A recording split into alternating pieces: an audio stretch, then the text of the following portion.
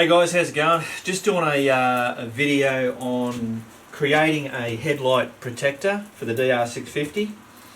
It's at night time, it's a bit raining, and I've had this thing in mind to do. I've come out, Nae's actually, she's headed down to Melbourne. She's taking the young fella down to a bloody concert down in Melbourne.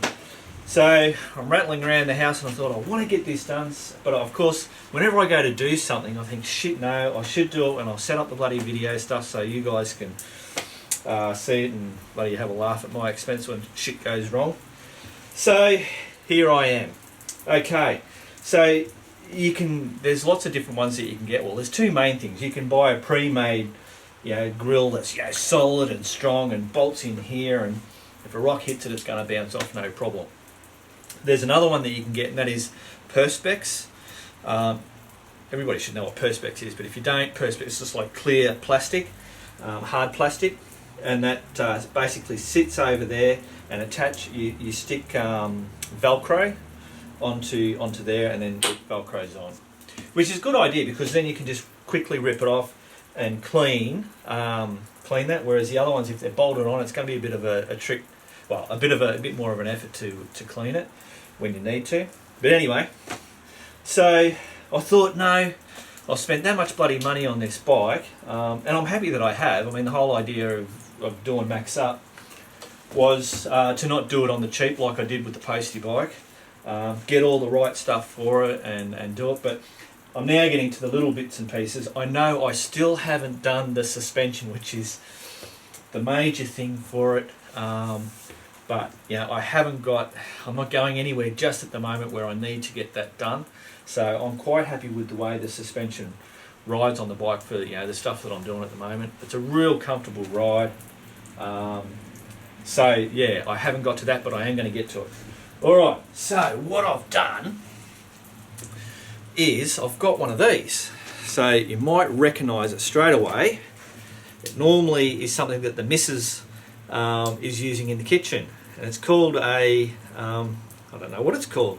It's a cake drying tray type thing. Basically, when the missus has cooked a cake or some cookies, she pulls them out of the oven and she sticks it on one of these sitting out on the bloody bench, and basically it stops the cookies or the cake from getting a soggy bottom.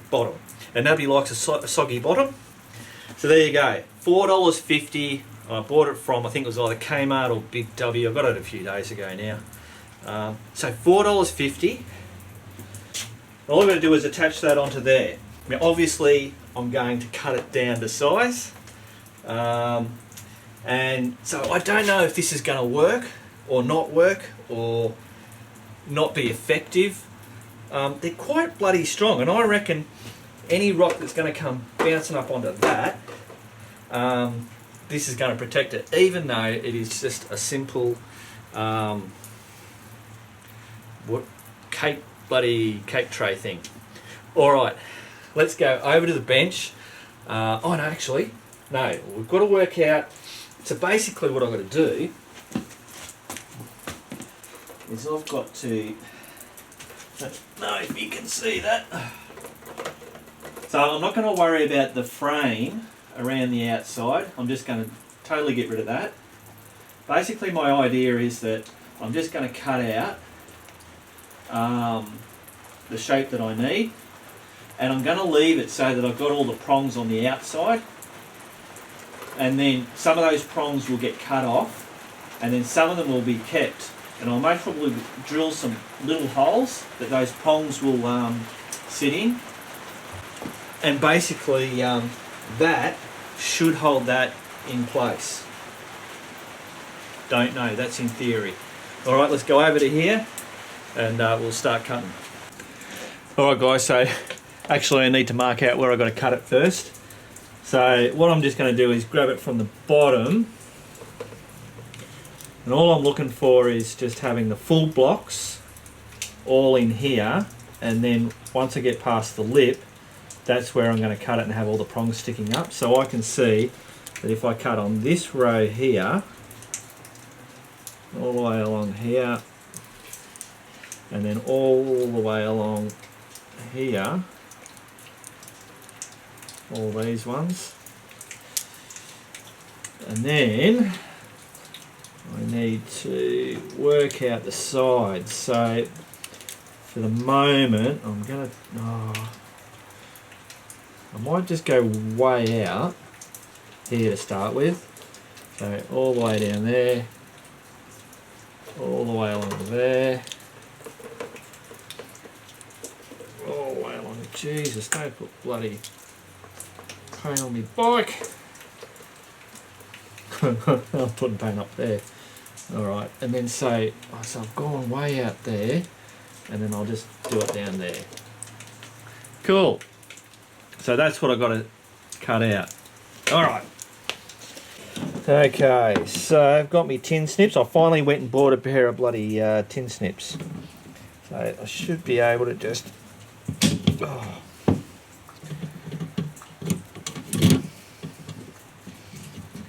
Geez, they're bloody tougher than what I expected. So basically, I just got to go through and cut all around that. I'll come to you, back to you when that's done. Alright guys, so I've got all that cut out. And this is the piece that I've ended up with. Made a nice little pattern going around there. So basically now I've got to get that on there and then work out what parts have to be trimmed off. So I know I've already got to trim some of the side, and then work out which of these little prong bits I'm going to use to actually hold this in place, and then trim the rest off. So we'll just go and work that out now. Alright, so that's what we've got. So I've got this bar running along here, which is just under that lip, and then I've got the other bar there. So if I bring that down even, hopefully that's going to be enough for these prongs to sit in there. But I don't know. Like I said, this is all just bloody guesswork at the minute. So first of all, I've got to get it, because it's going to sit right back in there. I think the closer I can get it, the better. So I just got to work out.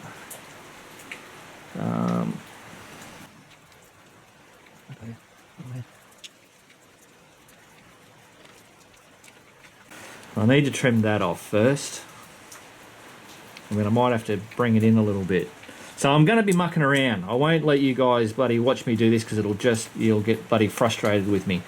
So I'm just going to go around and slowly work out bit by bit, because basically if I go and do too much, I'll end up stuffing it. So I think it's better to spend the time doing it. I don't mind doing this stuff, and I'll just do it little bit by little bit and work it all out, and then I'll come back to you when I reckon I've got the next bit where I'm going to drill the holes and then figure out whether it's going to work.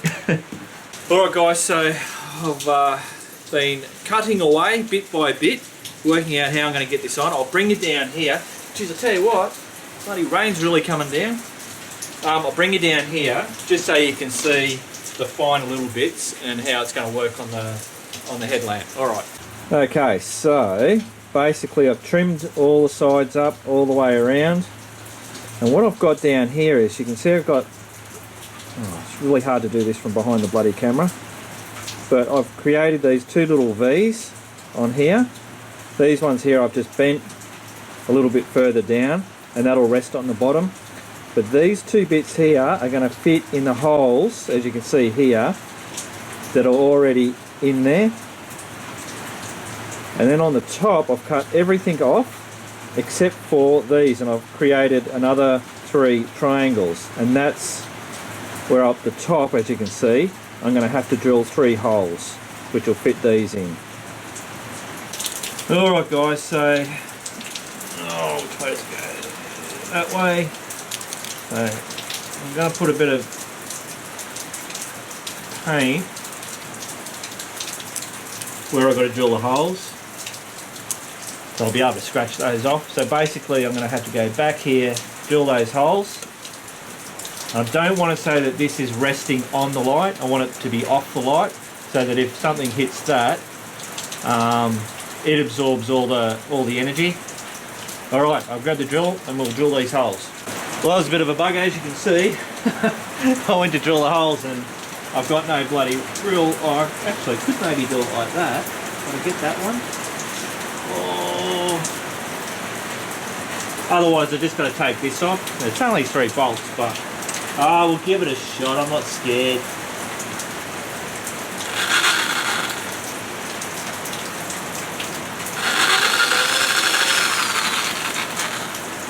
That's one.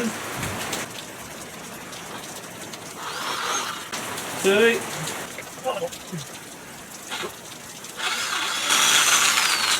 Three. That was very dodgy. I'll bring you guys a bit closer. Hopefully you can see that. Alright, so upside down, Miss Jane. That goes in there, and then hopefully I can just bend these down. With that one. Oh, look at that. Fuck, that is bloody solid as. Oh my god, that is cool. That worked bloody way better than I thought. Alright, so I'll just do a little bit of bending just to maybe neaten that up a little bit. Fuck. Love it when a plan comes together. Alright, I'll give you a quick look at how it looks without me doing the bending, just so you can have a look at that. So from the front it looks pretty bloody good, but then when you come around to the side it looks a bit dodgy. See that? So we've got to make that not look dodgy. I'll do a bit of bending and then I'll come back to you. Alright guys, rain's still bloody coming down around here. So I've gone around and I've just used a pair of pliers and bent these sides just in a little bit. On here there is one of these little prong things that busted off when I did do it. But just on the side, no big bloody deal. But I think it's come up alright. It's not too bad. I mean, it's a little bit dodgy on the side, but you know, just we call that character. Alright, have a look.